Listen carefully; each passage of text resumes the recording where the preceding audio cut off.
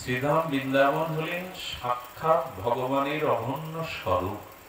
এই কথাটি হৃদয়ে ধারণ করতে হবে আমাদের, কারণ আমাদের ভজন তো যুগল, আমাদের ভজন তো শ্রীধাম বৃন্দাবন যুগল ভজন ধন। যদি তাই হয় তাহলে বৃন্দাবন সম্পর্কে আমাদের ধারণা থাকতে হবে। ব্রহ্মা বৃন্দাবন সৃষ্টি করেননি। এই পৃথিবী মণ্ডলে ভৌম বৃন্দাবন একটি অংশ বিশেষ হলেও এটি ভগবানের সৃষ্ট নয়। ভগবানের সন্দিনী শক্তি স্বরূপ দ্বারা সেই নিত্য গোলক বৃন্দাবন হতে এই ধাম অবতরণ করিয়েছেন স্বয়ং ভগবৎ স্বরূপ শ্রীধাম বৃন্দাবন। কিছু মনে করবেন না, রঘুনাথ দাস গোস্বামী যখন রাধাকুণ্ড সংস্কার করতে যায়, মহাপ্রভু অল্প দুটো ধান খেতে জল দেখে ঝাঁপিয়ে প্রেমাবিষ্ট হয়ে বলেছিলেন, এই রাধাকুণ্ড, এই শ্যামকুণ্ড। পরবর্তীতে রঘুনাথ দাস গোস্বামী যখন সংস্কার করবার জন্য মাটিতে আর কোদাল দিয়ে মাটিকে আঘাত করলেন রাধাকুণ্ড সংস্কারের জন্য, সঙ্গে সঙ্গে রক্ত উঠতে লাগলো। সেই রক্তটা আর কিছু নয়, সাক্ষাৎ রাধারানীর জিহ্বা কেটে গেল, রক্ত উদ্গম হতে লাগলো। স্বপ্ন দেখানো হলো, আমার জিহ্বা কাটা পড়েছে, এই জিহ্বাটাকে নিয়ে মন্দির স্থাপন করো। এবং সেখানে যেভাবে নির্দেশ দেয়া হলো সেইভাবে সংস্কার কাজ করো। আপনারা যারা রাধাকুণ্ডে গেছেন প্রত্যেকেই জানেন এই জিহ্বা মন্দির চিরস্মরণীয় হয়ে আছে। সেই জিহ্বা মন্দির বৃন্দাবন কি সাধারণ, যেখানে একটা মাটিতে আঘাত করলেই রক্ত উত্থিত হয়, সেই রক্ত জিহ্বা। কারণ আমাদের গিরিরাজ তটে রাধাকুণ্ড হলো রাধারানী গোবিন্দের মুখ। এবং শুধু কি তাই, রাধাকুণ্ডটা চৌকোন বিশিষ্ট, দেখবেন রাধাকুণ্ডটা মনোরম চৌকোন বিশিষ্ট, কিন্তু শ্যামকুণ্ডটা গোবিন্দের দক্ষিণ চরণের মতো। চরণ যেমন অবস্থা ওরকম। উনি চিন্তা করেছিলেন রাধাকুণ্ডের মতো যদি শ্যামকুণ্ডটাও সুন্দর করে চৌকোন করা যায়, দর্শনে আনন্দ হবে। তো যখন সিদ্ধান্ত নিলেন কাল সকালে রাধাকুণ্ডর সাথে সাথে ওই অবয়বে ওই স্বরূপে শ্যামকুণ্ড চতুর্কোণ করবেন, রাত্রে যুধিষ্ঠির, ভীম, অর্জুন, নকুল সহদেব পঞ্চ পাণ্ডব এসে বলছেন, গোসাই আমরা দাপরে কুরুক্ষেত্রে যুদ্ধে যুদ্ধে জীবন চলে গেছে, সময় অতিবাহিত হয়ে গেছে, আমরা গোবিন্দ ভজন করতে পারিনি। কুরুক্ষেত্রের রণাঙ্গনে আমাদের এই পঞ্চ পাণ্ডবদের যেভাবে তাদের জীবন প্রতিকূলতার মধ্যে, যুদ্ধের মধ্যে অতিবাহিত হয়েছে, তারা খুব ভজন করতে পারেনি। তাই গোসাই আমরা পঞ্চ পাণ্ডব 5 ভাই 5টি নিম বৃক্ষ হয়ে শ্যামকুণ্ডের তীরে ভজন করছে, আমাদের কেটো না, আমাদের এখান থেকে বিদায় দিও না। এই বৃন্দাবন কি সাধারণ? পঞ্চ পাণ্ডব 5টা নিম্ন বৃক্ষ হয়ে ওখানে ভজন করছে। গোসাইকে বলছেন, আমাদের যদি চৌকোনা করতে গেলে না ওই 5টা গাছই কাটতে হবে। বলছেন, আমরা পঞ্চ ভাই ভজন করছি রাধা মাধবের, আমাদের এভাবেই বিতাড়িত করো না। সকালে উঠে গোস্বামী বললেন, না, যেভাবেই শ্যামকুণ্ড আছে অবয়ব এভাবেই থাকবে। আপনাদের বিশ্বাস করানোর জন্য, জগৎবাসীকে বিশ্বাস করানোর জন্য আজও সেই নিম্নবৃক্ষের একটা গোড়া অবয়ব ওখানে সুরক্ষিত রাখা আছে, যাতে আমাদের বিশ্বাসে আসে, আজও আসে। এই কাল কোলাহলের দিনে আজও একটা নিম্নবৃক্ষের অবয়বকে, পঞ্চপাণ্ডবের অবয়বকে রাখা আছে, যাতে মানুষের বিশ্বাসে আসে। এই হলো ব্রজ। ব্রজ হলো ভগবানের স্বরূপ।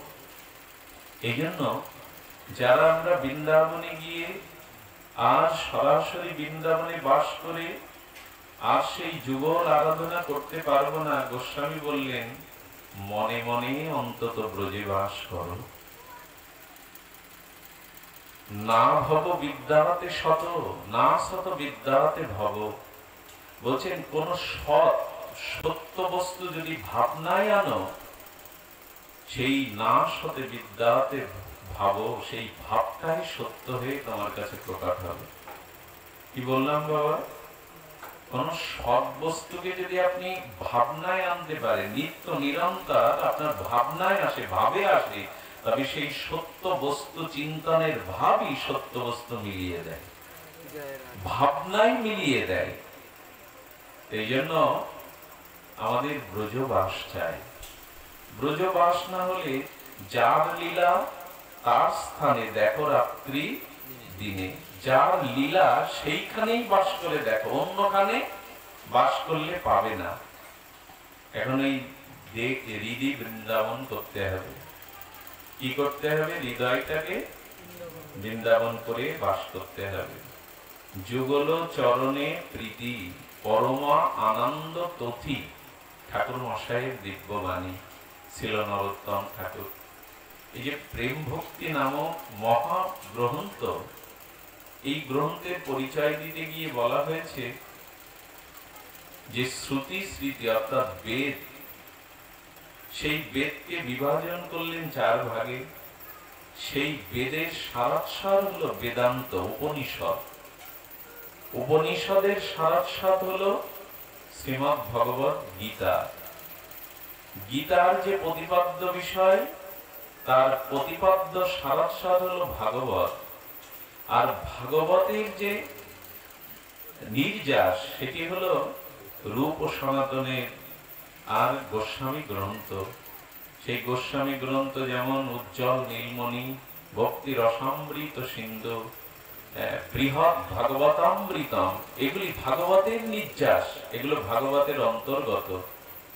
আর গোস্বামী গ্রন্থের নির্যাস হলো চৈতন্য চরিতামৃত।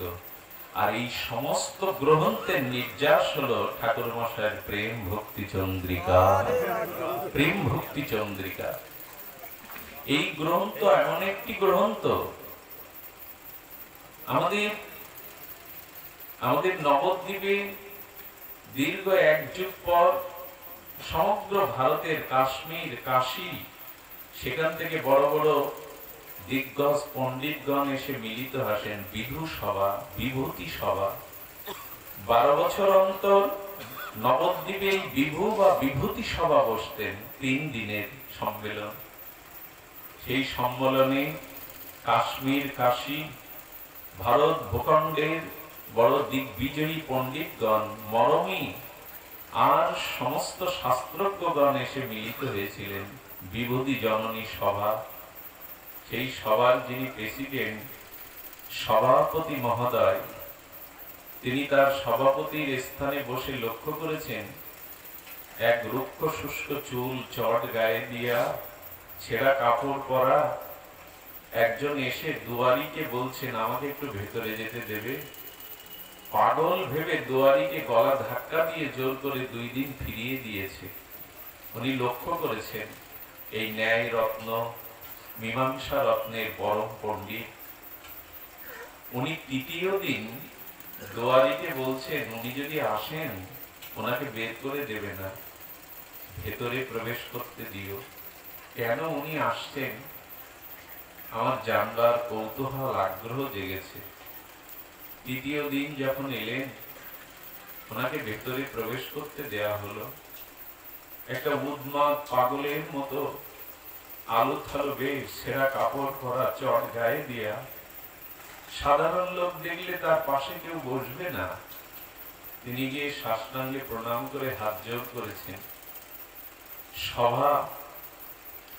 সভার যারা আলোচক ছিলেন, স্থগিত করে সভাপতি মহোদয় উঠে দাঁড়িয়ে বললেন, মান্যবর, আপনি 2 দিন অপমানিত হয়ে ফিরে গেছেন, আপনি এভাবে কেন আসছেন?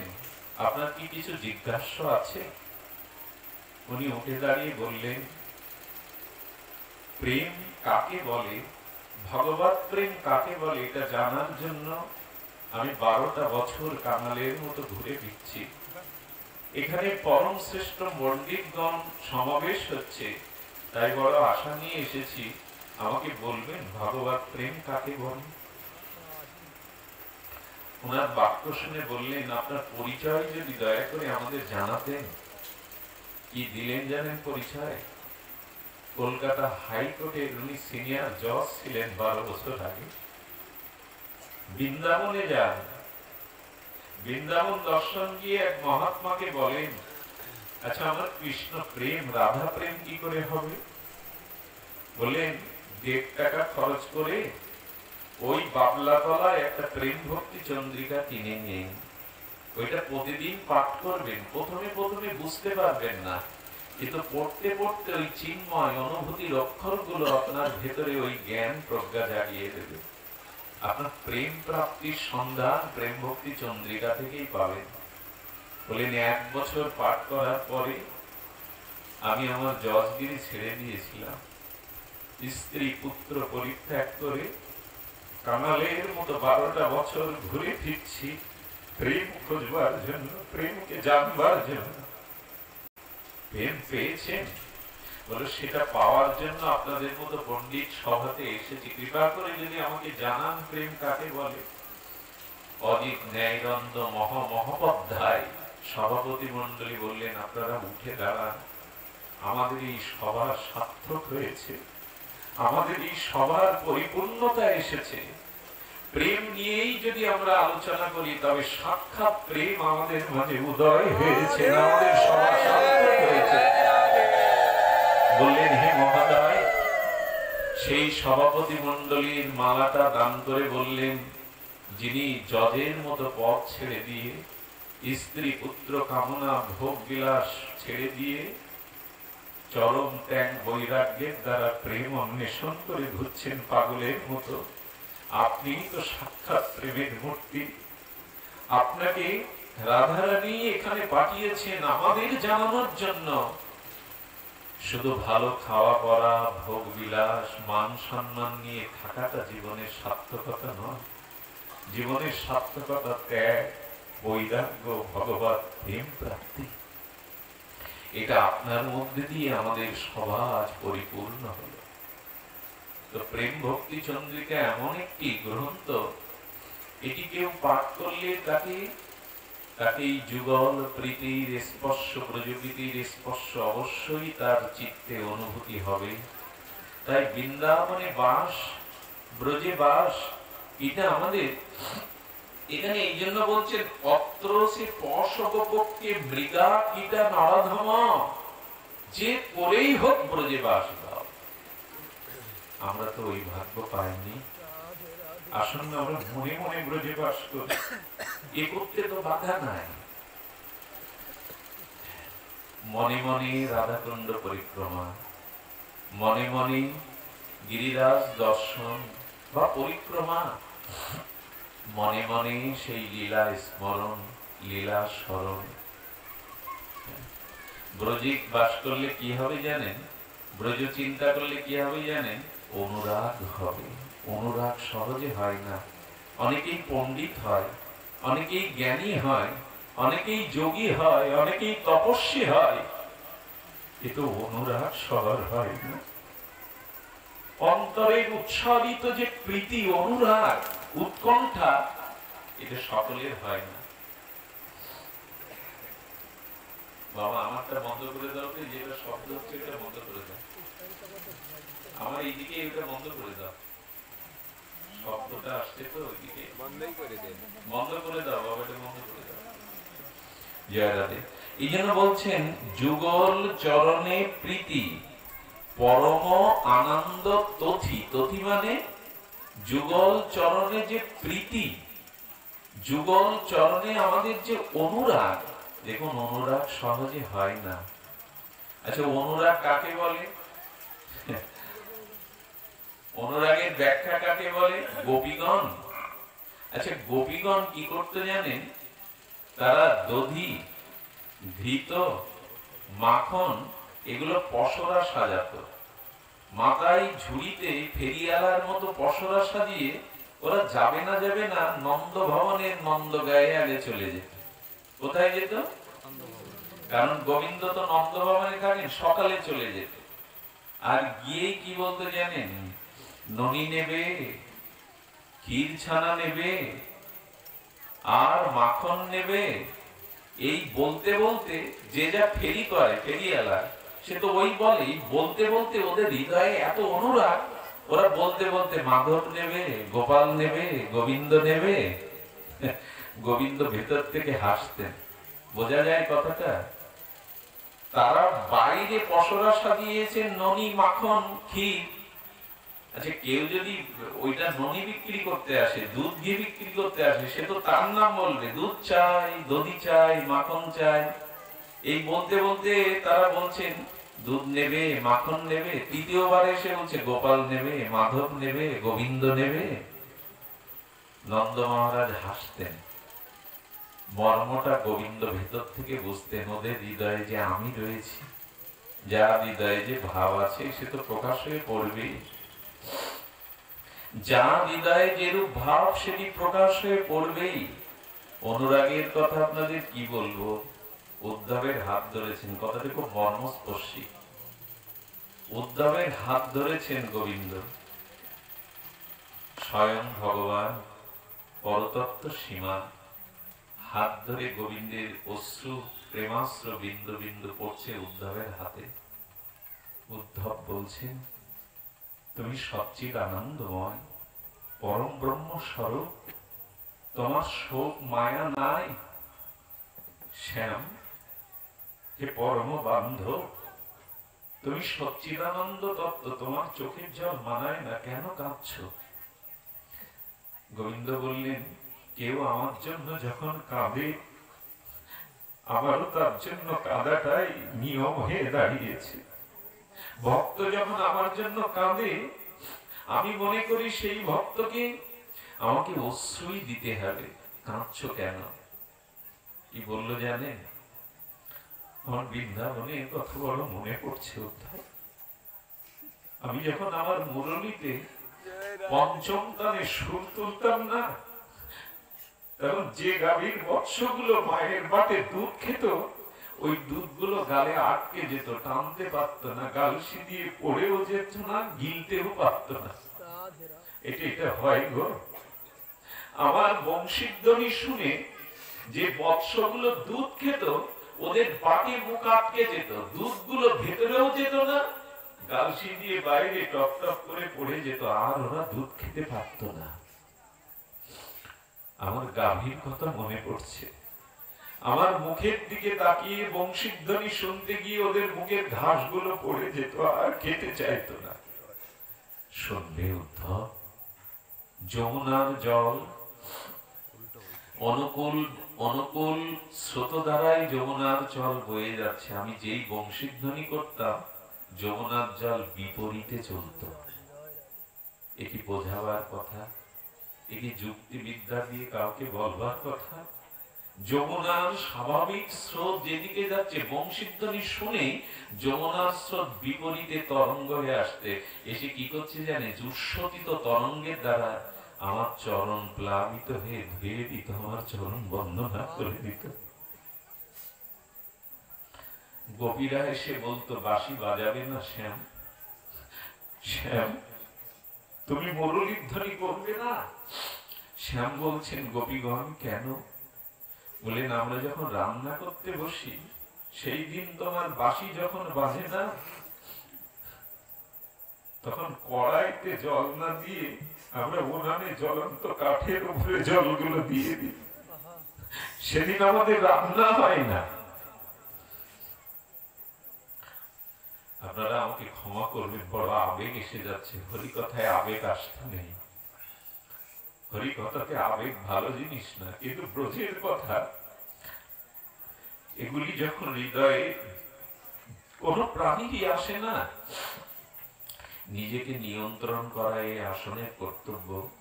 কিন্তু সুখদেবও পারেননি। সুখদেব মাঝে মাঝে চোখ বন্ধ করে ধ্যানস্থ হয়ে লীলা স্মরণ করতে করতে পাথর হয়ে যেতেন, আবার ফিরে আসতেন পরীক্ষিতের জন্য। ক্ষমা করবেন আমার আবেগকে। বংশীধ্বনি শুনে গোপীরা বলছো, রন্ধন ক্রিয়া হয় না, সেদিন মুখে কারো অন্ন যায় না। এমনি করে বাঁশি বাজাবে না, কড়াইতে জলগুলো না দিয়ে জ্বলন্ত কাঠের উপরে জল দিয়ে উনুন নিভে যায়, কেন বাঁশি বাজাও?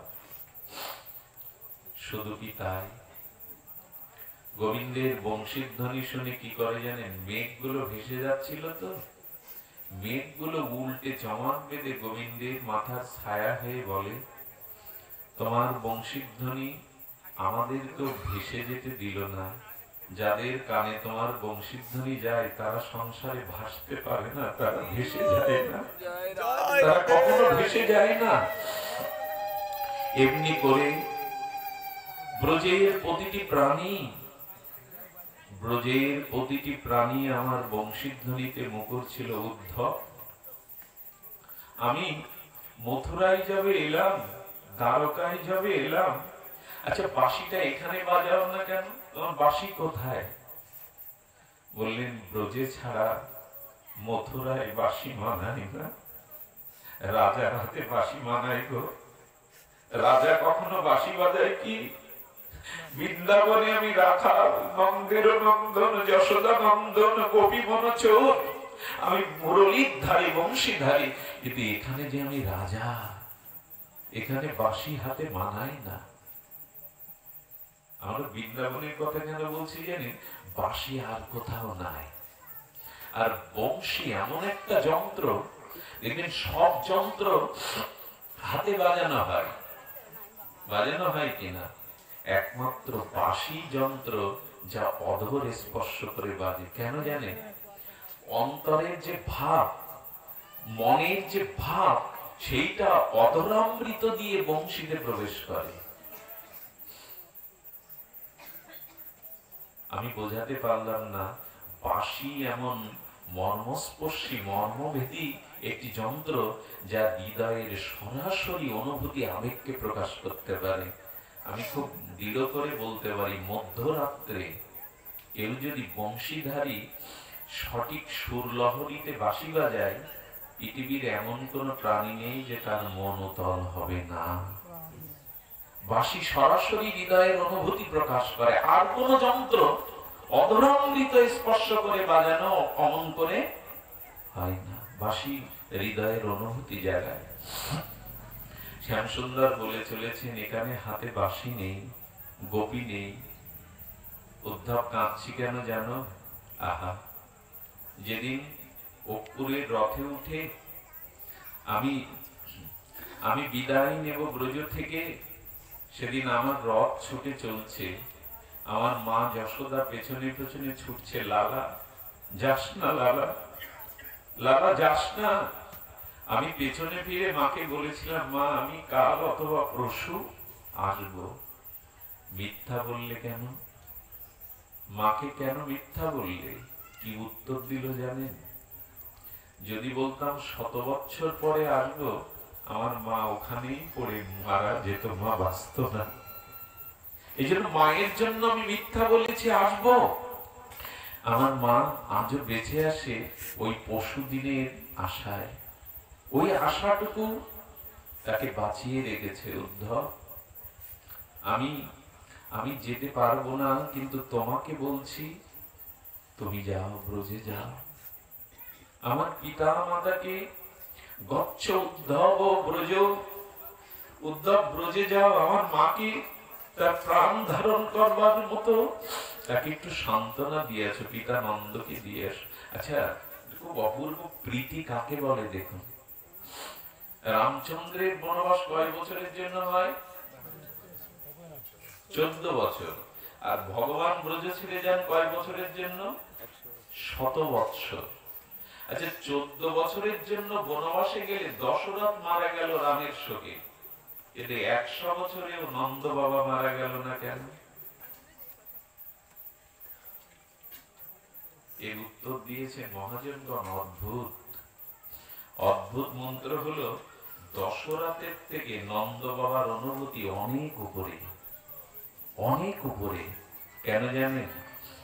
যশোদাকে বলছেন, নন্দ বাবা, আমার গোপাল যদি ফিরে আসে, এসে যদি দেখে তাকে আদর করবার মতো, কোলে তুলে নেওয়ার মতো তার বাবা নাই, আমার গোপাল এসে বড় কষ্ট পাবে, তাই আমি আমার প্রাণটাকে জোর করে ধরে রেখেছি, যাতে বাবা বললে আমি কোলে তুলে নিতে পারি। ছেলেটা এসে যদি বাবা ডাকলে না শুনতে পারি, ও বড় কষ্ট পাবে। অর্থাৎ দশরথ নিজের শোকের কারণে রামের শোকে মারা গেল, আর গোবিন্দকে প্রীতি বা আনন্দ ছেলেটা বাবা বলে ডেকে যদি সাড়া না পায়, কত কষ্ট হবে আমার গোপালের। তাই গোপালের কষ্ট ভেবে নিজে মরতেও পারছে না। একেই বলে প্রীতি, একেই বলে প্রীতি। নাহলে পুত্র শোকে নন্দ যশোদা এমনি চলে যেত। ছেলেটা যেদিন এসে বাবা বলে ডাকবে, আদর করে কে বুকে নেবে? আমি যদি চলে যাই, আমার গোপালকে কে বুকে করে আদর করবে? এই হলো ব্রজের প্রীতি, অনুরাগ।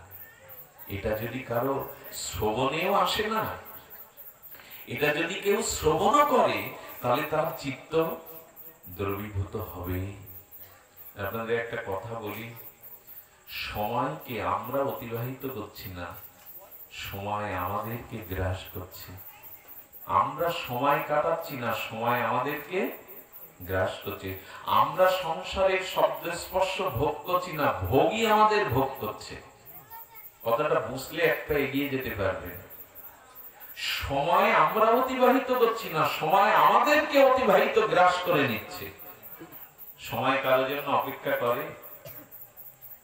আমরা সময়কে ভোগ করছি না, সময় আমাদেরকে ভোগ করছে। আর সংসারে আমরা ভোগ করছি না, ভোগই আমাদের ভোগ করছে, ক্ষয় করছে। আচ্ছা, সময়টা একটা পাগলেরও বয়ে যাচ্ছে, উন্মাদের বয়ে যাচ্ছে, অজ্ঞানীরও বয়ে যাচ্ছে, জ্ঞানী ভক্তদের বয়ে যাচ্ছে। তবে সময়টা সার্থক করছে কারা?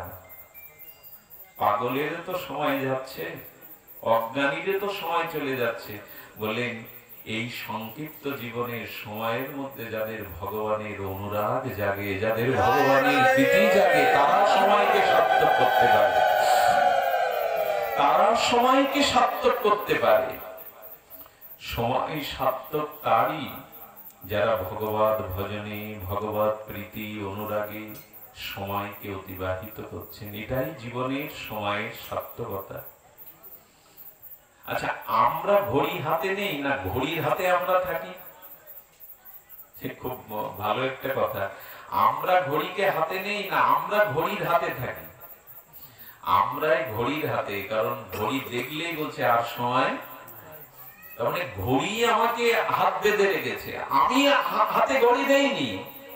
ঘড়ি আমাকে জানিয়ে দিচ্ছে এইবার ওটার সময় আছে, এইবার অফিসে যাওয়ার সময় আছে, এইবার কাজ করার সময় আছে। আমি ঘড়ির হাতে, ঘড়ি আমার হাতে, আমি সময়ের হাতে, আমার হাতে সময় নাই।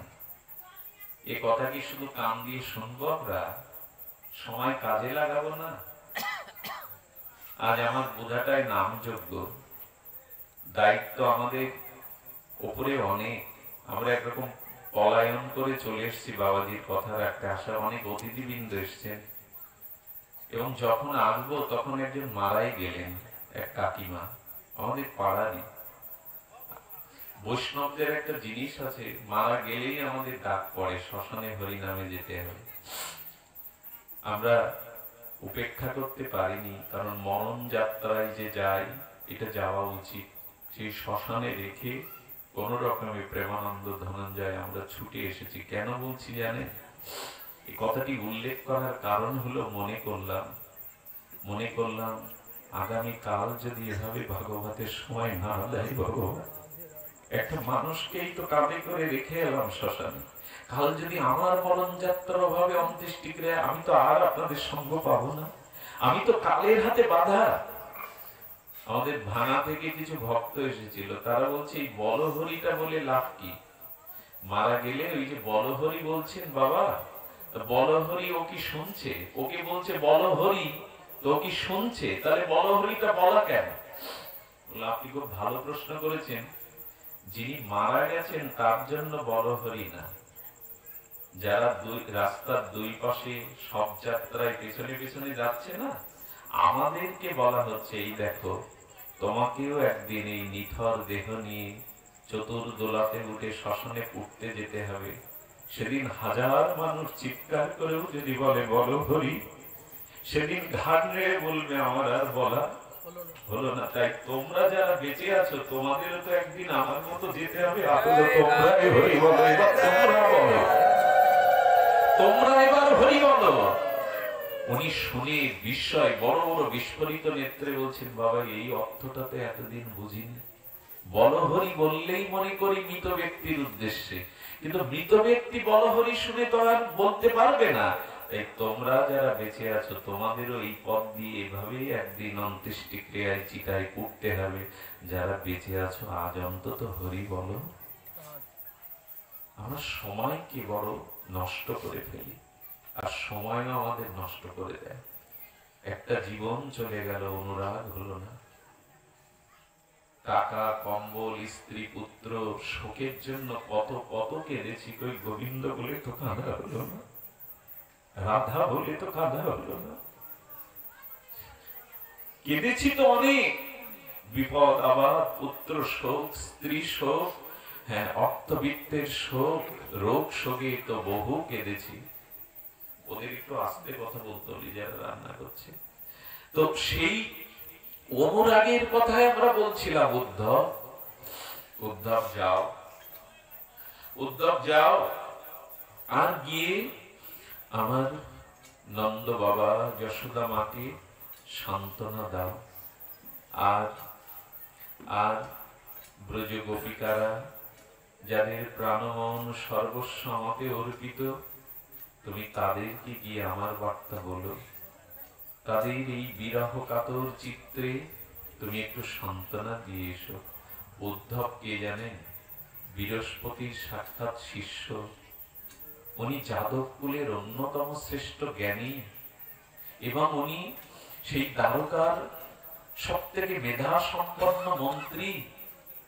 ওনার বিদ্যা বৈদুষ্য মেধা প্রায় গোবিন্দের সমান, প্রায় বললাম, কারণ তার চেহারাটাও ছিল অনেকটা গোবিন্দের মতো দেখতে। দূরে দাঁড়িয়ে থাকলে উদ্ধবকে কৃষ্ণ ভেবেই অনেকেই ভুল করত। উদ্ধবের মনে মনে না,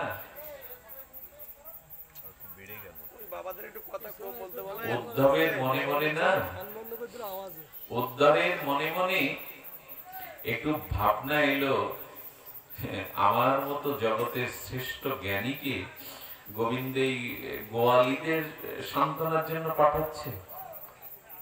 যাদের জ্ঞান আছে না, তাদের কিঞ্চিত অভিমান থাকে।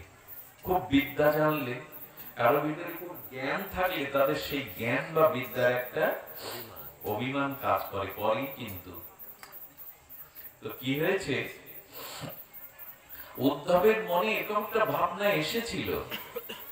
আচ্ছা, গোবিন্দ যে রথে গিয়েছিল না, উদ্ধব সেই রথে পুষ্পমালা আর গোবিন্দের প্রসাদী সবকিছু মালা পোশাক দিয়ে উদ্ধবকে পাঠালো। একটু মজার কথা আছে এখানে, কথাটা লিখে নিন। এত কোলাহল কেন? কথাটা লিখে নিন হৃদয়ে। আচ্ছা, ব্রজের গোপিকারা মথুরার হাটে দধি বিক্রি করে তারা আবার কি করত? তারা মধ্য দুপুরে আবার বৃন্দাবনে ফিরে আসতো। কিন্তু উদ্ধব সকালে বেরোলো, কিন্তু ব্রজে পৌঁছাতে গোধূলি সময় এসে গেল। আচ্ছা, কেউ হেঁটে যায় একই পথ, হাঁটা পথে তারা মধ্যাহ্ন দুপুরে ফিরে বিকিকিনি করে, আর রথে করে সকালে বেরিয়েছে, সে পৌঁছালো কখন? গোধূলি বেলায়। কথাটা কি মানে যুক্তিতে আসে, জ্যামিতিতে আসে? একজন হেঁটে যাচ্ছে বিকিকিনি করে, মধ্য গগনে বেলা থাকতে ফিরে আসছে, আর উদ্ধব ভোর বেলা বেরিয়েছে রথে করে, তার আসতে সন্ধ্যা হয়ে যাচ্ছে। লিখে নিতে বললাম কেন জানেন?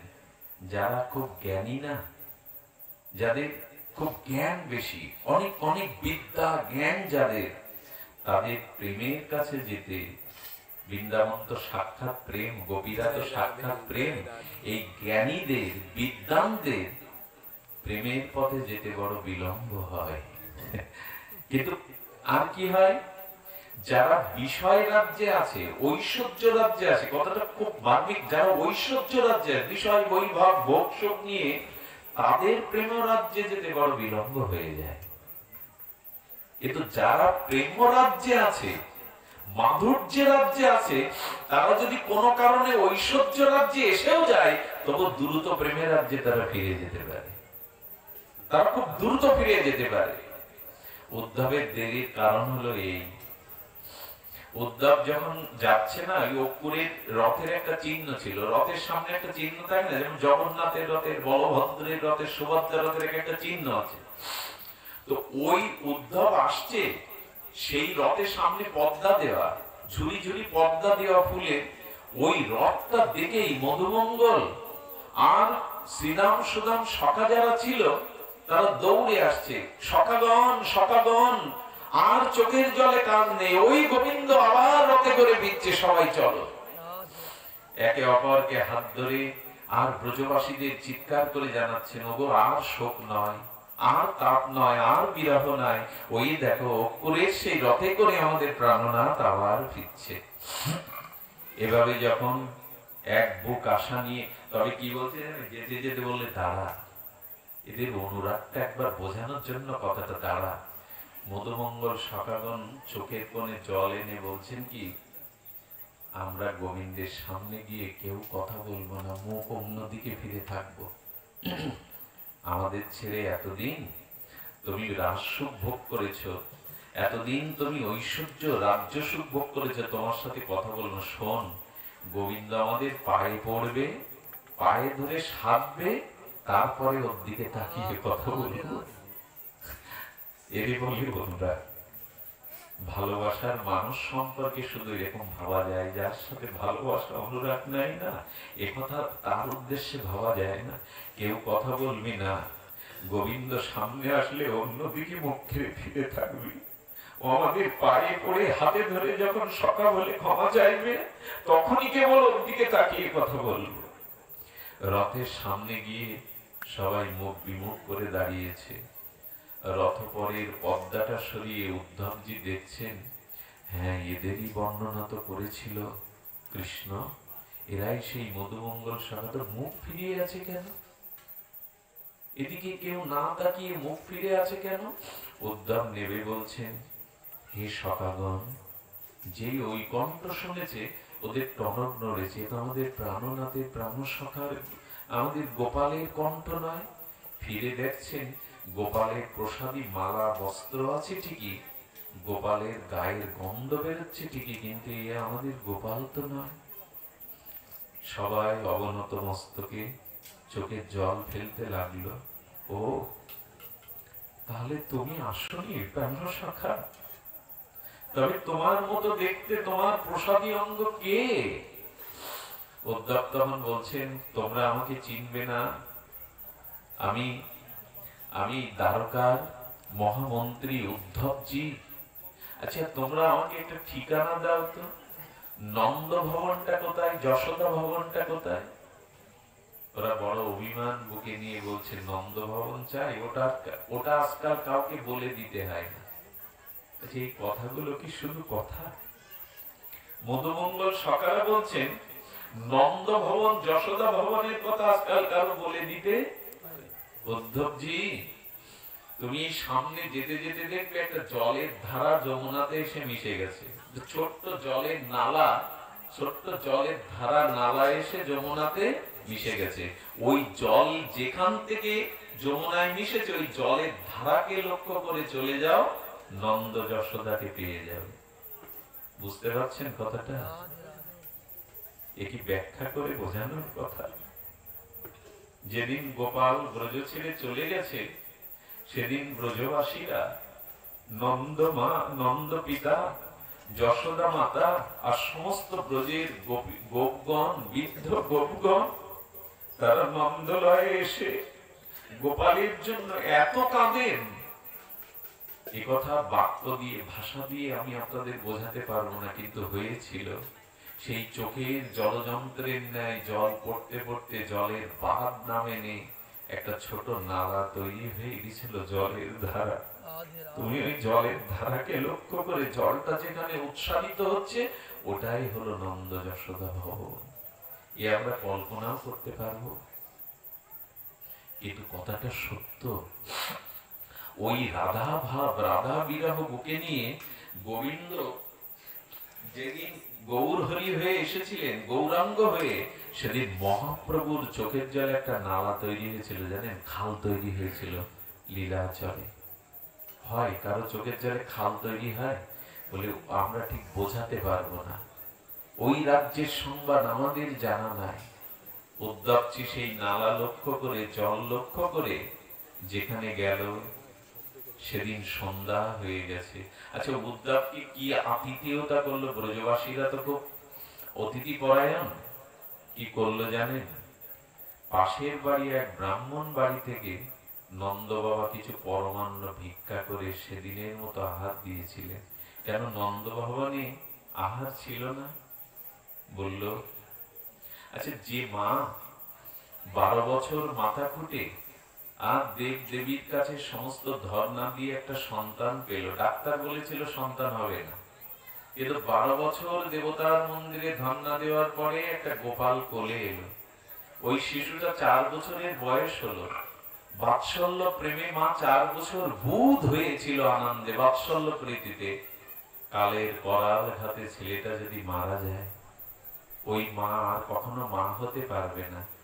ওই মার 2-3 দিন যে দশা হয়, এই দশাটাকে দিয়ে বোঝানো যাবে নন্দ যশোদার কিরূপ বিরহ ছিল। ওই মার কি হয়, কি হয় জানেন? পাথর হয়ে যায়, চোখ দিয়ে শুধু অশ্রুগঙ্গা বয়, মাঝে মাঝে কেঁপে ওঠে, বলে, আয় গোপাল, মা বলে ডাকবি না? তোর ক্ষুধা লাগেনি গোপাল? আয়, ওখানে দাঁড়িয়ে আছিস কেন? এইভাবে বকতে থাকে। বিশ্বাস করুন, তার মাথায় যদি কেউ 2 বালতি জল ঢেলে দেয় স্নানের জন্য, মাথাটা এত তাপে আগুন থাকে, জলটাই শুকিয়ে যায়। তার অদরে যদি একটু গরম দুধ কোন পাড়া প্রতিবেশী দেয় না, গালসি দিয়ে পড়ে যায়, গালের ভিতরে দুধটা যায় না। আচ্ছা, উনি কি 3 দিন ঘুমান? ঘুম নেই। সন্তান হারানোর জন্য যদি জগতের কোন মা এটা হয়, যশোদা মায়ের কি হতো? সেই দিন থেকে ওরা রান্না করতো না। ওরা ওদের উনুনে মাকড়সার, উদ্ধব দেখছে উনুনে মাকড়সার জাল পড়ে গেছে, তার মানে আগুন দিত না। ব্রজবাসীরা কেউ এসে 1 মুঠো 2 মুঠো দিয়ে যেত। শুধু হই হুল্লোড় করে ভগবান ভজন হয়, এরে বলে অনুরাগ। ওই সন্তানরা মা যেমন মুখে কিছু দেয় না, অনুরাগে সর্বদা গোপালের চিন্তায়, তার গোপালের চিন্তায় কখন দিন, কখন রাত, কখন সময়, ক্ষুধা তৃষ্ণা, স্নান কিছুই নাই, আলো থালো বেশ। এই একটা দৃষ্টান্ত দিয়ে বোঝা যায় জগতের কোন মার যদি এই দশা হয়, নন্দ যশোদার কি হতো? নন্দ বাবা যশোদাকে ডেকে গোপাল সান্ত্বনা দিচ্ছে। এই গোপালের জন্য সান্ত্বনা দিচ্ছে উদ্ধবজি। আচ্ছা বাবা, মা যশোদা, তোমাদের গোপাল শুধু তোমাদের ছেলে না, উনি পরমাত্মা। জ্ঞান দিচ্ছে যদি একটু শোক কমানো যায়, উনি ভগবান। আর উনাকে আপনারা কোথায় করছেন? হৃদ্দেশ অর্জুন, গীতার বাণী ঝাড়ছে উদ্ধব। হৃদ্দেশ অর্জুন, স্বয়ং ভগবান পরমাত্মা রূপী কৃষ্ণ সবার হৃদয়ে আছেন। কোথায় আছেন? মা হৃদয়ে তোমার কৃষ্ণ। কৃষ্ণ ভগবান, সচ্চিদানন্দ পূর্ণ ব্রহ্ম, অখণ্ড পরম ব্রহ্ম, সর্বং খলিদান ব্রহ্ম। জ্ঞান ঝাড়ছে উদ্ধব। ঝাড়ছে বললাম কেন জানেন? এখানে জ্ঞান কাজে লাগে না। এভাবে সারা রাত জ্ঞান দিল, কাঁদতে নাই। কৃষ্ণ তো সব কানে আছে, কৃষ্ণ তো তোমার হৃদয়ে আছে। কৃষ্ণ বলে কেঁদে কি করবে? তুমি তো কৃষ্ণকে হৃদয়ে ধারণ করেছো, পরমাত্মা রূপে কৃষ্ণ সকলের হৃদয়ে আছে। ভোর হয়ে এলো। নন্দ বাবা 2টো কথা উত্তর দিয়েছিলেন, তাতে উদ্ধবের জ্ঞান কি হলো জানেন? একটা পাহাড়ের গায়ে একটা ছোট্ট বালুকণা ছুড়লে যা হয়, সেই ভক্তির পাহাড়ের কাছে উদ্ধবের জ্ঞান ধূলিকণাও ওখানে তার সত্তা হারিয়ে ফেলল। নন্দ বাবা বলছেন, উদ্ধব তুমি শিশু। কাকে বলছে শিশু? বৃহস্পতি শিষ্যকে, জগতের শ্রেষ্ঠ জ্ঞানীকে, যিনি শ্রীকৃষ্ণের বন্ধু শুধু নন, যাদবদের শ্রেষ্ঠ মন্ত্রী, তাকে বলছেন তুমি শিশু। তোমার বোধোদয় হয়নি, শিশুদের বোধোদয় হয় না। উদ্ধব, তুমি শিশু। আচ্ছা উদ্ধব, তুমি আমাদের কান্নার শোক থামাতে এসছো না বাড়াতে এসছো? উল্টে প্রশ্ন করছে নন্দ বাবা, তুমি আমাদের চোখের জল মুছাতে এসছো না আরো চোখের জল বহাতে এসছো? বাবা, আমি আপনার কথা বুঝতে পারছি না। বলেন, আমরা জানতাম আমাদের গোপাল আমাদের ছেলে, সে ভগবানও না, তার মধ্যে তেমন কিছু শক্তিও নাই। শক্তি থাকলে মা লাঠি তুললে কান ধরে কাঁদে, মা আর ননি চুরি করবো না। ভগবান হলে কেউ কান ধরে, ভগবান হলে কেউ ভয়ে কাঁদে। একটা বিড়াল ডাকলে গোপাল আমার কোলে এসে বলে, বাবা বিড়াল ডাকছে, ভয় করছে, তুমি তাকে ভগবান সাজাচ্ছ। আমার ছেলেকে আমি চিনলাম না, আমার ছেলেকে তুমি চিনেছো ভগবান। তবে তুমি মনে হয় আমাদের চোখের জল বাড়াতে এসছো। কেন জানো? আমরা জানতাম আমাদের লোহা হারিয়ে গেছে, এখন দেখছি লোহা হারায়নি, হীরা হারিয়ে গেছে। আমরা জানতাম আমার ছেলেটা চলে গেছে, এখন তুমি বলছো আমার ছেলে ভগবান সচ্চিদানন্দ পূর্ণ।